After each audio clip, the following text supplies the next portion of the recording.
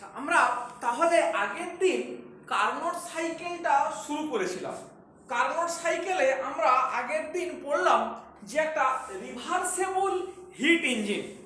তো এই reversible hit ইঞ্জিনটাকে আমরা একটা পিভি ডায়াগ্রামের সাহায্যে এইভাবে দেখিয়েছিলাম, যার চারটা স্টেপ ছিল। প্রথম স্টেপটা ছিল আইসোথার্মাল রিভার্সেবল এক্সপানশন, তারপরেটা ছিল অ্যাডিয়াবেটিক রিভার্সেবল এক্সপানশন, তারপরেটা ছিল আবার isothermal reversible expansion, isothermal reversible compression, তারপরেটা ছিল আবার লাস্টেরটা অ্যাডিয়াবেটিক রিভার্সেবল। তাহলে এই দিকে ছিল ভলিউম, এই দিকে ছিল গিয়ে আমার প্রেসার। এই ছিল আমার ইন শর্ট কার্নোট সাইকেলের ছবিটা।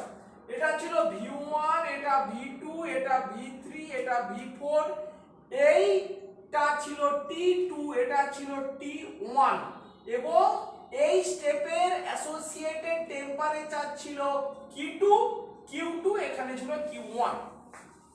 আমরা কি এখান থেকে পেয়েছিলাম আগের দিন? না, আমরা আগের দিন একটা জায়গাতে এসে পৌঁছেছিলাম যে W টোটাল ছিল গিয়ে minus NR ln V2 by V1, এইটা একটা ইনটু T2 মাইনাস T1, এই জিনিসটা একটা ছিল। আচ্ছা, আমরা কার্নোট সাইকেলের এফিসিয়েন্সি এটা দ্য মোস্ট ইম্পর্টেন্ট থিং, আমরা যেখান থেকে আজকের ক্লাসটা শুরু করব। ইটার এক্সপ্রেশনটা কি ছিল? না, ইটা ছিল minus W total by Q2। তাহলে একটা কার্নোট সাইকেলের হিট ইঞ্জিনের এফিসিয়েন্সিটাকে আমরা কিভাবে ডিফাইন করছি? না, total amount of net amount of work done by the engine. ওই বাই দ্য ইঞ্জিনের জন্যই নেগেটিভ সাইন এসছে। আর heat absorb at higher temperature reservoir, আমরা বলেছি যে এখানে একটা রিজার্ভার আছে, এখানেও একটা রিজার্ভার আছে, এখান থেকে হিটটা অ্যাবজর্ব হয়, এখানে হিটটা রিলিজ হচ্ছে। তাহলে কতটা হিট অ্যাবজর্ব করছে from higher temperature reservoir, that is Q2।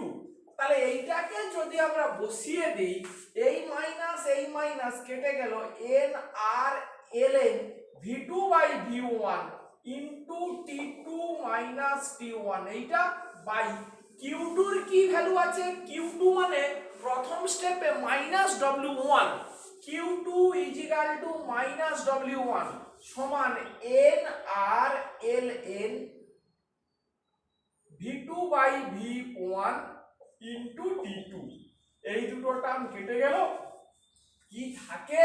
T2 minus T1 by T2 বা 1 মাইনাস T1 বাই T2।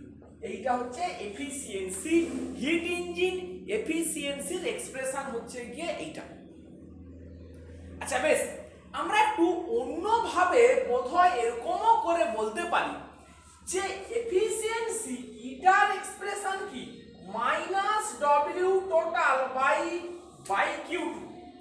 এখন যদি এরকম করে বলি মাইনাস W টোটাল মানে W1 plus W2 plus W3 plus W4 by Q2। এখন আমরা অলরেডি জেনেছি যে W2 আর W4 টা একে অপরকে ক্যান্সেল ইচ আদার, কারণ NCV T1 মাইনাস T2 আর এটা NCV T2 মাইনাস T1। তাহলে কি পড়ে থাকে? এইটা। এবারে W1 কে মানে হচ্ছে মাইনাস Q2 আর W3 মানে কি? Minus Q1 by Q2। এইটাকে বসিয়ে দিলে কি থাকে? Q1 plus Q2 by Q2 বা 1 প্লাস Q1 বাই Q2, এই টার্মটা পড়ে থাকে। তাহলে এফিসিয়েন্সির এক্সপ্রেশন, হিট ইঞ্জিনের এফিসিয়েন্সি, তার এক্সপ্রেশনটা কি হলো? 1 minus T1 by T2 or 1 plus Q1 by Q2। এই দুটো যখন যেখানে প্রয়োজন সেটা আমাদের কাজে লাগাতে হবে। তাহলে হিট ইঞ্জিন এফিসিয়েন্সির এক্সপ্রেশন এইটা এলো। এই এক্সপ্রেশনটা থেকে আমাদের কিছু এবারে এই ইকুয়েশনটার ফিজিক্যাল সিগনিফিকেন্স আমাদের জাস্টিফাই করতে হবে। আচ্ছা, ফিজিক্যাল সিগনিফিকেন্স কি তাহলে? তাহলে প্রথম কথা যে একটা হিট ইঞ্জিনের ডায়াগ্রাম এঁকেছি, একটা ইঞ্জিন, তার এফিসিয়েন্সি কিসের উপরে ডিপেন্ড করছে? না T1 এবং T2, T1 এবং T2 এই দুটো টার্মের উপরে ডিপেন্ড করছে। T1 T2 কে না T2 টা হচ্ছে হায়ার টেম্পারেচার রিজার্ভার আর T1 টাকে লোয়ার টেম্পারেচার রিজার্ভার। তাহলে আমরা কনসেপ্টটাকে ঠিক এরকম করে এখন যদি বলি যে এই কার্নোট সাইকেলটাকে আমরা এরকম করে লিখতে পারি, দেখ কি যেমন কিরকম ভাবে যে এইখানে একটা রিজার্ভার আছে আর এখানে একটা রিজার্ভার আছে। এই রিজার্ভারের টেম্পারেচার T2, এই রিজার্ভারের টেম্পারেচার T1।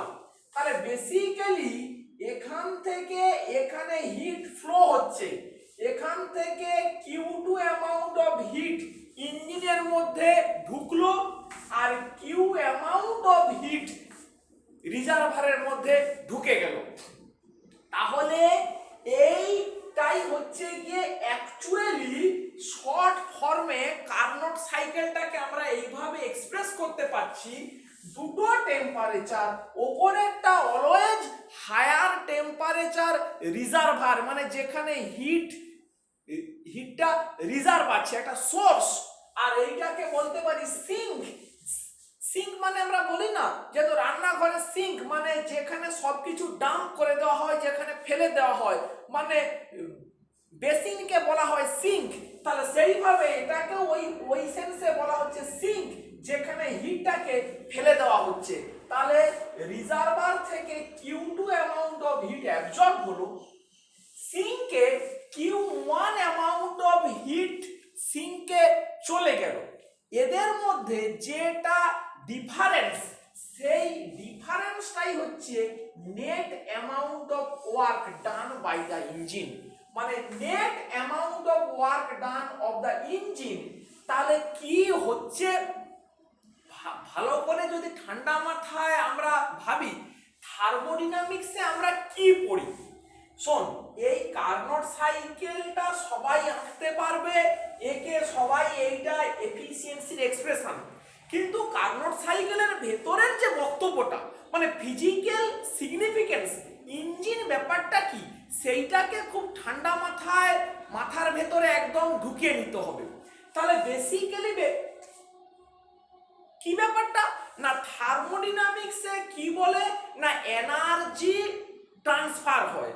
তাহলে একটা certain amount of energy Q2 এখান থেকে ইঞ্জিনে ঢুকলো, তার খানিকটা পার্ট Q1 সিঙ্কে আবার চলে গেল।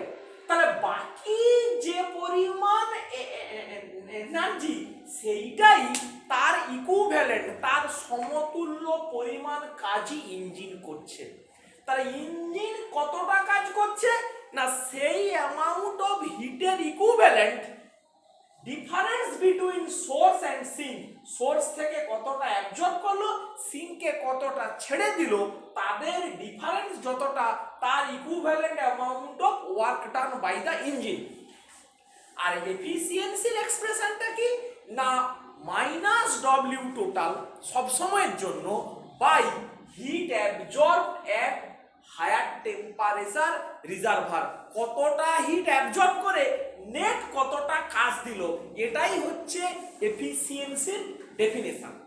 তাহলে এখন দেখ আমরা এক্সপ্রেশন মানে এফিসিয়েন্সির এক্সপ্রেশন বের করে দেখতে পাচ্ছি কি অদ্ভুত জিনিস একটা। দেখ একটা হিট ইঞ্জিনের এফিসিয়েন্সি ডিপেন্ড করছে T2 এবং T1, T2 কে আর T1 কে না T2 হচ্ছে হায়ার টেম্পারেচার রিজার্ভারের টেম্পারেচার আর T1 টা হচ্ছে লোয়ার টেম্পারেচার রিজার্ভারের টেম্পারেচার। এই দুটো টেম্পারেচারের উপরেই ডিপেন্ড করছে কি না আমার এই কার্নোট হিট ইঞ্জিন ইঞ্জিনের এফিসিয়েন্সি। এবারে এইখান থেকে কয়েকটা কেস যদি আমরা একটু স্টাডি করি। কি কেস না, ধর কোন রিজার্ভারের দুটো টেম্পারেচারই সেম, মানে T1 = T2, তাহলে কি হবে? তাহলে এই কার্নোট হিট ইঞ্জিনের এক্সপ্রেশনটা দেখ যে ইটা = 1 - T1/T2। এক নম্বর কেস, যদি T1 = T2 হয় তাহলে ইটা কি হবে? 1 - 1 = 0। তার মানে এফিসিয়েন্সি কি হলো? 0। তাহলে আমরা বলতে পারি যে দুটো হিট রিজার্ভার, সোর্স আর সিঙ্ক, মানে হায়ার টেম্পারেচার রিজার্ভার আর লোয়ার টেম্পারেচার রিজার্ভার, ওদের টেম্পারেচার যদি সমান হয় তাহলে ইঞ্জিনের এফিসিয়েন্সি 0 বা ইঞ্জিন কোনো কাজ করছে না।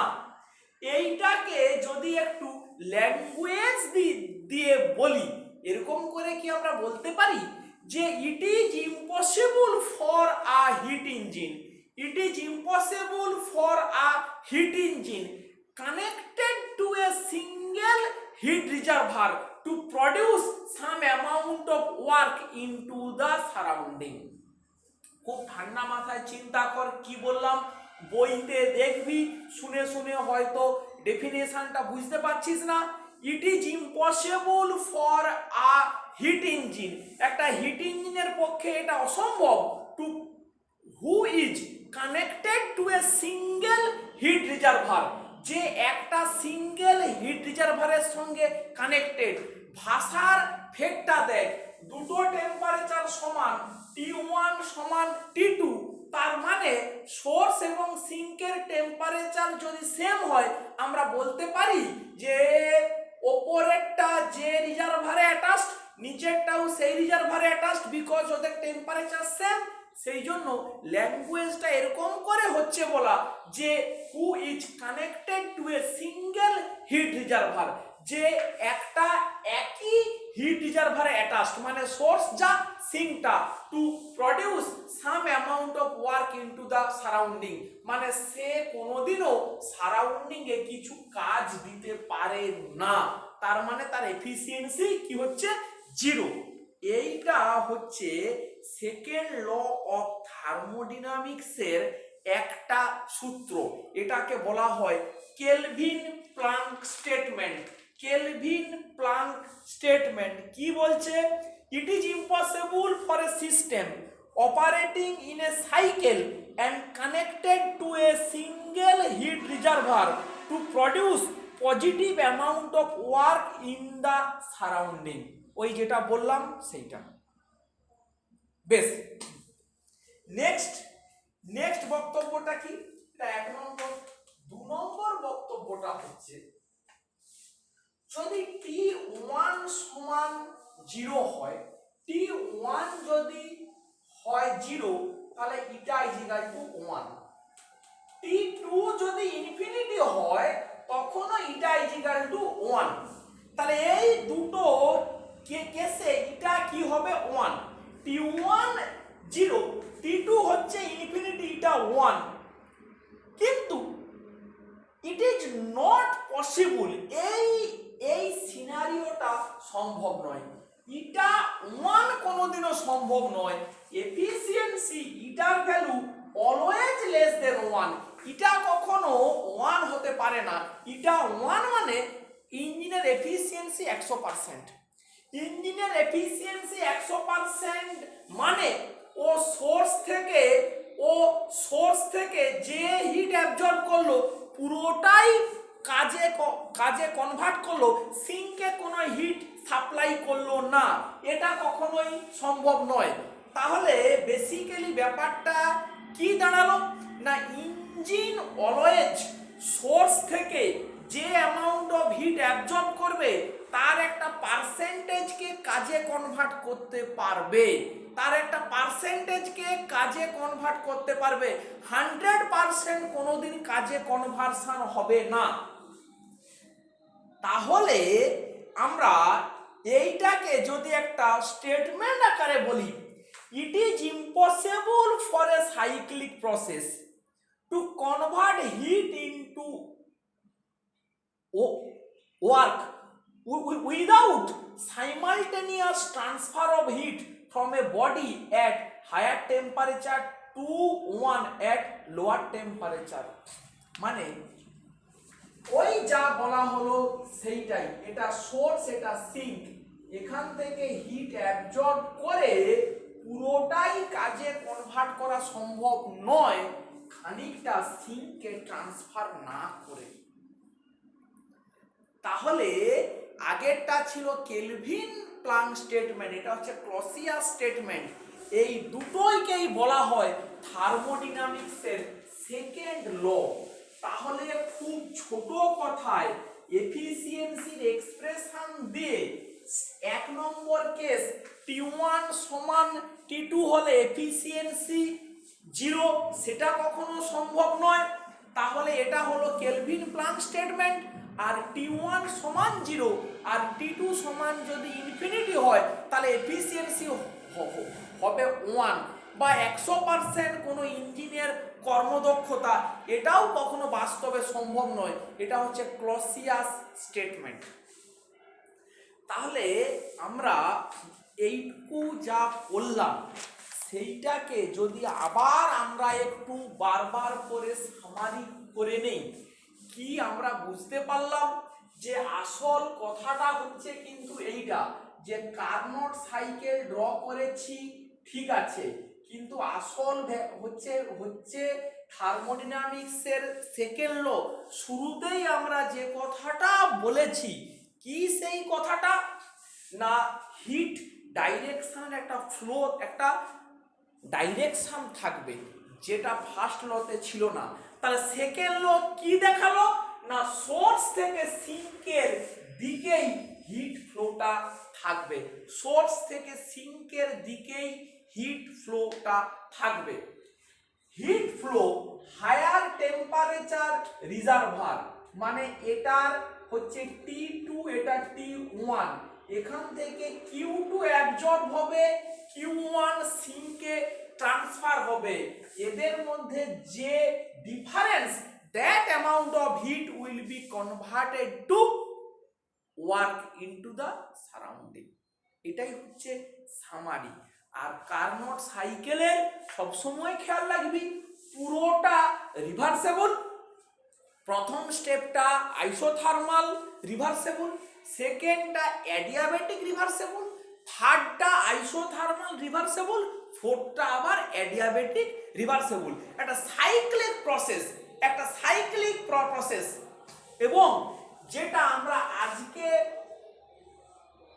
প্রমাণ করব না, আমরা পরে প্রমাণ করব, এটা আমরা দেখিয়ে দেব যে একটা কার্নোট সাইকেলের net amount of work done by the system, মানে যতটা ওয়ার্ক ডান হয়েছে, বা এটা তোরা বাড়িতে প্র্যাকটিস করবি, কারণ তোরা তোরা রিভার্সেবল ওয়ার্ক ডান অলরেডি পড়ে ফেলেছিস, যে পিভি ডায়াগ্রামে এরিয়া আন্ডার দ্য কার্ভ, সেইটা করে তোরা দেখবি যে নেট ওয়ার্ক ডান হচ্ছে এই সাইকেলের মধ্যে যে জায়গাটা আছে সেইটার টোটাল এরিয়া যতটা, সেটাই হচ্ছে ডব্লিউ টোটাল। এটা তোরা একটু ঠান্ডা মাথায় করে দেখিস যে এই বক্তব্যটা কিরকমই দাঁড়ালো। পিভি ডায়াগ্রামের সাহায্যে, পিভি এদিকে ভি এদিকে পি, তোরা অলরেডি পিভি ডায়াগ্রামে কিভাবে work done area under the set করতে হয় শিখেছিস, নিজেরা একটু চেষ্টা করবি। বেশ, নেক্সট আমরা কিসে আসবো, আমরা যে পার্টটাতে আজকে অল্প একটু করে ঢোকার চেষ্টা করব, সেই পার্টটা হচ্ছে আমরা ফার্স্ট ল অফ থার্মোডাইনামিক্স থেকে কয়েকটা স্টেট ফাংশনের ডেফিনেশন পেয়েছি। প্রথম কি পেয়েছি, ইউ বা ইন্টারনাল এনার্জি। তারপরে কি পেয়েছি আমরা, এনথালপি এনথালপি বা এইচ, এই একটা স্টেট ফাংশনকে আমরা ডিফাইন করেছি। সেকেন্ড ল অফ থার্মোডাইনামিক্স থেকে আজকে আমরা আরো ইম্পর্টেন্ট স্টেট ফাংশনকে ডিফাইন করার চেষ্টা করব, which is called entropy. Entropy which is given by capital S. S stands for entropy. বেশ, আমরা একটু আজকে শুরু করি। কি সেই জিনিসটা না, দেখ ইটার এক্সপ্রেশন আমরা এই রকমই একটা রিভার্সেবল মানে কার্নোট সাইকেলের পিভি ডায়াগ্রাম থেকে কি পেয়েছি, 1 minus T1 by T2 which is also equal to 1 plus Q1 by Q2। তাহলে এই দুটোকে যদি আমরা সমান করি, 1 minus Q1 by T2 সমান 1 plus Q1 by Q2। যদি এই এক এককে বাদ দিয়ে দেই, এই T1 প্লাস T2 কে যদি ওদিকে নিয়ে যাই, কি হবে, Q1 কি আমাদের থাকে যে মাইনাস T1 বাই T2 সমান Q1 বাই Q2, বা আমরা যদি একটু সাজিয়ে নিই, মাইনাস Q2 বাই T2 সমান Q1 বাই T1, বা আমরা লিখতে পারি যে Q1 by T1 plus Q2 by T2 সমান 0। Q1 by T1 plus Q2 plus T2 সমান 0। Q1 টাকে লোয়ার টেম্পারেচারে কতটা হিট রিলিজ হয়েছে, T1 টাকে লোয়ার টেম্পারেচার হিট রিজার্ভারের টেম্পারেচার, মানে যে রিজার্ভারের টেম্পারেচার সেখানে কতটা হিট এক্সচেঞ্জ হয়েছে, Q1 বাই T1। Q2 কে না আপার উপরে, মানে যেটা আমার ছিল হায়ার টেম্পারেচার, সেখান থেকে কতটা হিট এক্সচেঞ্জ হয়েছে সেটা Q2। T2 কে ওই রিজার্ভারের করেসপন্ডিং টেম্পারেচার। তাহলে আমরা কি পেয়ে গেলাম না, আমরা একটা কার্নোট সাইকেলের এফিসিয়েন্সির এক্সপ্রেশনটাকে একটু সরলীকৃত করে এরকম একটা জায়গাতে আসতে পারি যে রিজার্ভার তার হিট এক্সচেঞ্জ বাই তার টেম্পারেচার এদের যোগফল 0, মানে যে এই টার্মটা বোঝ, আমরা কিভাবে ভাষাটাকে ব্যবহার করছি একটু বোঝার চেষ্টা কর। এটাকে এইভাবে না ভেবে এরকম করে ভাবতে পারি যে একটা কার্নোট সাইকেলে যে হিট রিজার্ভার গুলো অ্যাটাচড আছে, একটা কার্নোট সাইকেলে যেখানে যেখানে হিট রিজার্ভার গুলো অ্যাটাচড আছে, সেই হিট রিজার্ভারে কি পরিমাণ হিট এক্সচেঞ্জ হচ্ছে, এক কথায় বলছি কি পরিমাণে হিট এক্সচেঞ্জ হচ্ছে, সেই হিট এক্সচেঞ্জ বাই সেই রিজার্ভারের টেম্পারেচার, তাদের যোগফলটা হলো গিয়ে 0। এটাকে এইভাবে আমরা এক্সপ্রেস করতে পারছি। বেশ, এবারে দেখ আমরা একটা জিনিস আজকে একটু শুরু করি, এটা মানে ডিটেলসটা আমরা পরের দিন বলবো।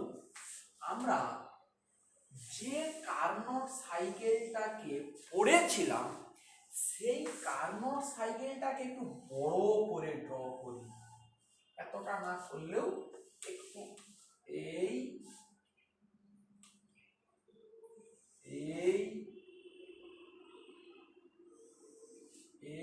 এবং এরকম একটু বড় করে ড্র করি। এই কার্নোট সাইকেলটাকে একটা রিভার্সেবল সাইকেল, এদিকে ভি এদিকে পি। বেশ, আমরা একটা কাজ করি, এই কার্নোট সাইকেলটাকে 4টে ছোট সাইকেলে ব্রেক করি। কিরকম করে না, এটাকে এই দাগ টানলাম আর একটা এই দাগ টানলাম।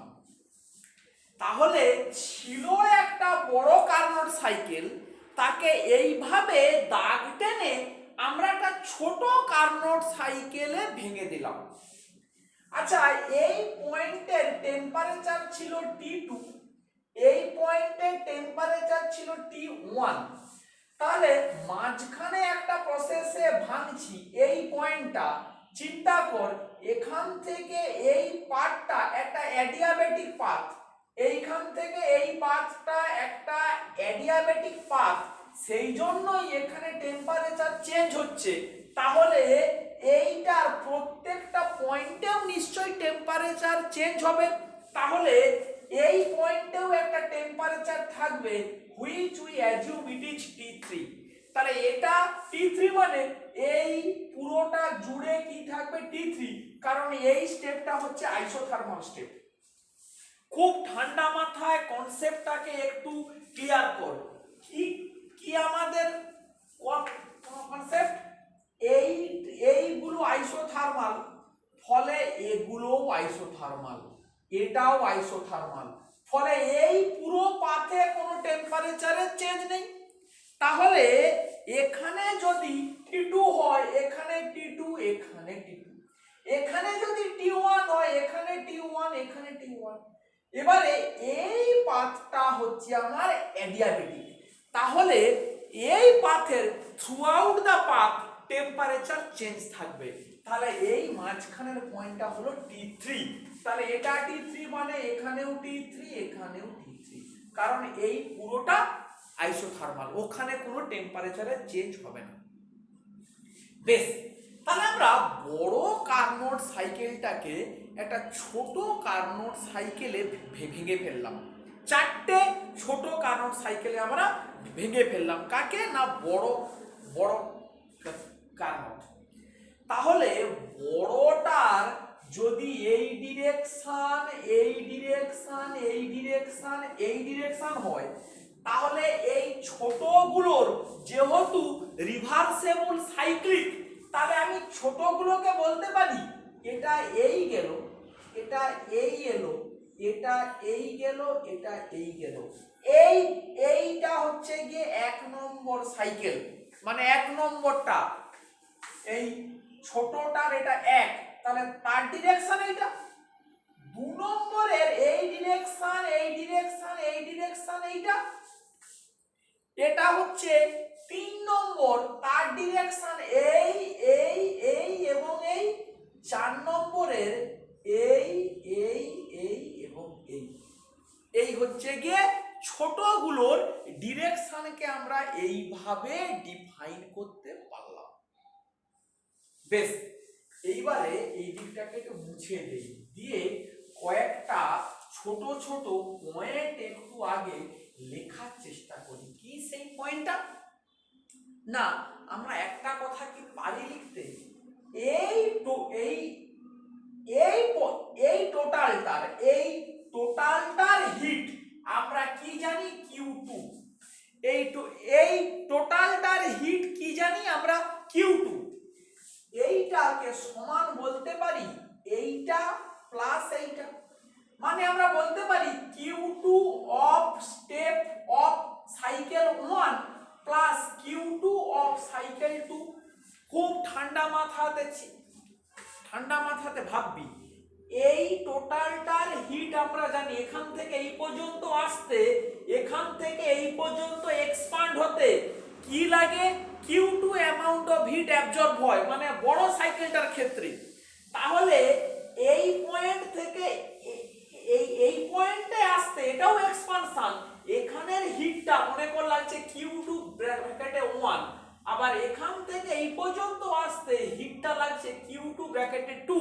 তাহলে এই দুটোর যোগফল মানেই হবে এই টোটালটা। তাহলে একই রকম ভাবে নিচেরটার ক্ষেত্রেও আমরা বলতে পারি টোটাল Q1 যতটা হিট রিলিজ হয়েছে সমান Q1 of 3 plus Q1 of 4। এইটা আমরা লিখতে পারি একটা বক্তব্য। বেশ, এইটা গেল।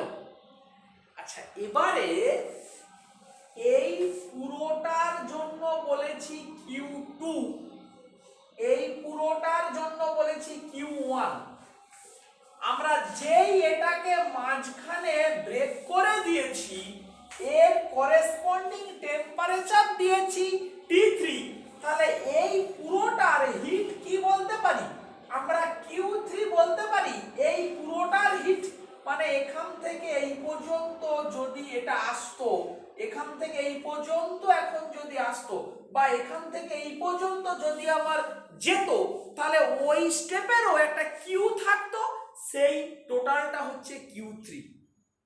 সেটাকে যদি আমরা ছোট স্টেপে ভাগ করে দিই, তাহলে বল এই 1 নম্বর যে বক্স, 1 নম্বরের এদিকের হিটটা 4 এর এদিকের হিটের নেগেটিভ কিন্তু সমান হবে। তাহলে বলতে পারি Q3 of 1 is equal to minus Q3 of 4।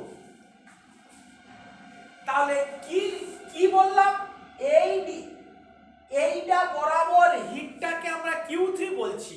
তাহলে 1 নম্বরের এই ডিরেকশনের Q3 of 1 সমান 4 নম্বরের এই ডিরেকশনের মাইনাস Q3 of 4, কারণ ডিরেকশনটা উল্টো। একই রকম ভাবে এই দুটো জায়গাতে আমরা বলবো Q3 of 2 সমান minus Q3 of 4, sorry 3, minus Q3 of 3। খুব ঠান্ডা মাথাতে এইগুলো আজকে লিখে এই পর্যন্ত থামলাম, এরপরে আজকে আমরা আর এগোবো না। তাহলে আমরা আজকের ক্লাসটাকে সামারি করলে কি পেলাম না, আমরা এফিসিয়েন্সির এক্সপ্রেশন বের করতে পারলাম। এফিসিয়েন্সির এক্সপ্রেশন বের করে সেখান থেকে আমরা কি কি কি দেখলাম না, কোনো একটা কার্নোট সাইকেলের যেখানে যেখানে হিট রিজার্ভার আছে, সেই হিট রিজার্ভারের corresponding heat exchange by its temperature, তাদের যোগফলটা 0। এইটা। আর এফিসিয়েন্সির এক্সপ্রেশন থেকে আমরা থার্মোডাইনামিক্সের সেকেন্ড ল পড়লাম। 1 নম্বর কি লটা না, কোনো ইঞ্জিন যদি একটা সিঙ্গেল হিট রিজার্ভারের সঙ্গে অ্যাটাচ থাকে, তাহলে তার এফিসিয়েন্সি হবে 0, মানে সে সারাউন্ডিং এ কোনো কাজ দিতে পারবে না। It is impossible for a cyclic process attach to a single heat reservoir and to produce some amount of work into the surrounding। আর কি না, যে হিট অ্যাবজর্ব করবে তার একটা ফ্র্যাকশন অফ হিট সিঙ্কে রিলিজ হতেই হবে। এই